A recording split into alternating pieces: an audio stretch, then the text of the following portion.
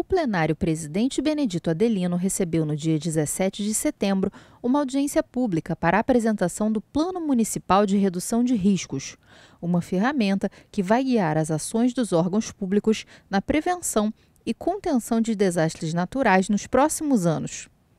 O professor da UF, Anderson Sato, que atuou na elaboração do projeto, explicou no que consiste o plano.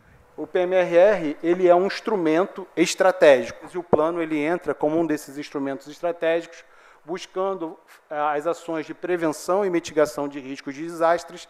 E no nosso caso de Angra dos Reis, a nossa ênfase, não exclusivamente, mas a nossa ênfase foi direcionada aos processos, os movimentos gravitacionais de massa, popularmente conhecidos como deslizamentos ou desbarrancamentos.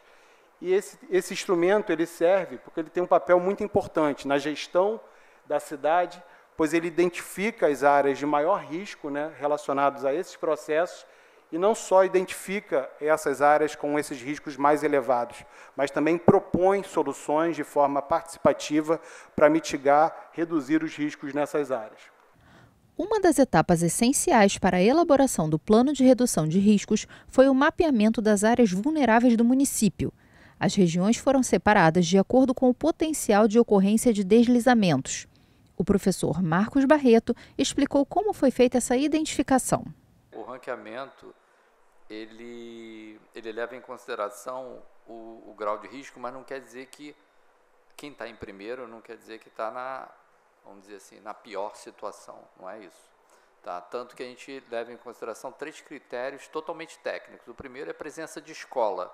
Por que escola? A concentração, no primeiro equipamento público, que é muito importante, e uma probabilidade de você ter concentração muito grande, principalmente de crianças, que são também consideradas mais vulneráveis, crianças e adolescentes, principalmente.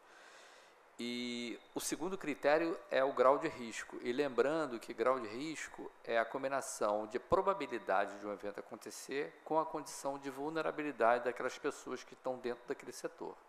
Então, não é o grau de perigo, é o grau de risco. Tá? E o terceiro critério é o custo-benefício. Então, são esses 3 critérios. Em primeiro lugar, a presença de escola. Então, os setores que têm presença de escolas têm prioridade. Entre aqueles que têm presença de escola, qual é o que tem maior grau de risco? E o grau de risco foi definido também segundo critérios totalmente técnicos. Tá? E tem esses aqui que têm maior grau de risco. Quem que fica em primeiro lugar? Aí é o custo-benefício. O custo-benefício é o custo das obras dividido pelo número de pessoas dentro do setor e a vulnerabilidade dessas pessoas, ou seja, dessa comunidade. E o plano vai estar disponível para a sociedade. Ela vai ter ciência dessa hierarquização do setor. Segundo o professor Sato, já está disponível para todos. O plano foi elaborado em parceria com a UF de Angra dos Reis e o financiamento do Ministério das Cidades. Apenas Angra dos Reis e Niterói foram contempladas no estado do Rio de Janeiro, entre uma seleção que beneficiou cerca de 90 municípios em todo o país. Para trazer o PMRR em números, foram mais de 200 atividades realizadas, dentre as oficinas comunitárias, os mapeamentos de risco, a oficina participativa com os vários setores, todas devolutivas em cada uma das áreas. Então, foram realmente dezenas de cada uma dessas atividades, que totalizam aí mais de 200 atividades realizadas, com mais de 3.300 participações nesse caminhar. Esse caminhar envolveu, aí, obviamente, muitos atores da universidade, da própria Defesa Civil, mas algumas centenas de comunitários, mais de 400 comunitários, mais de 100 professores estiveram diretamente envolvidos nesse trabalho, oportunizando aos seus alunos uma experiência formativa diferenciada, discutindo os territórios onde as próprias unidades escolares, os seus lugares de vivência desses alunos, com mais de 800 alunos diretamente envolvidos e mais de 400 participações aí do poder público. Então, isso dá um pouco da dimensão aí de como foi esse trabalho, quais os atores estiveram envolvidos e também a magnitude desse desafio de tornar esse plano realmente participativo da sua origem até o momento final de sua entrega. Uma das questões apresentadas pela população presente na apresentação foi como será feita a aplicação prática das medidas propostas. a gente entende que a gente está entregando um produto muito importante, estratégico para o município, e foi uma mesma questão, né, Mariana, que os participantes lá daquela oficina fizeram, né? E aí, esse trabalho, a gente está fazendo aqui todo um trabalho de uma oficina participativa envolvendo metade do organograma da prefeitura, dezenas de servidores, está aí o produto, né, um planejamento estratégico do que fazer, prazos, né, se são curto prazo, dentro dos próximos 6 meses, dentro de um ano ou mais de um ano, quem deve fazer, como que isso de alguma forma vai caminhar daqui para frente.